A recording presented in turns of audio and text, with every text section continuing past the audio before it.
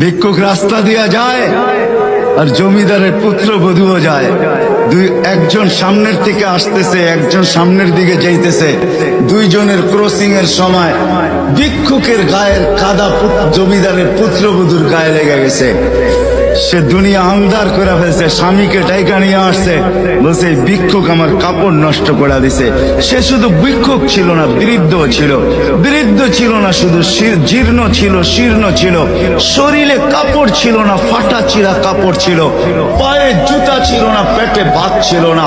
জমিদারের পুত্র সইতে পারে নাই, যৌবনী শক্তি সয় তো সয় কি কইরা তার স্ত্রীর গায়ে ভিক্ষুকের কাদা, বস সমগ্র শক্তিকে হাতে জমা করা একত্র করা বৃদ্ধের গালে বসায়। বৃদ্ধ কিচ্ছু বলে নাই, শুধু উপরের দিকে তাকায় দুই তিনটা শব্দ উচ্চারণ করছেন। শব্দগুলা হলো ইয়া মাল্লা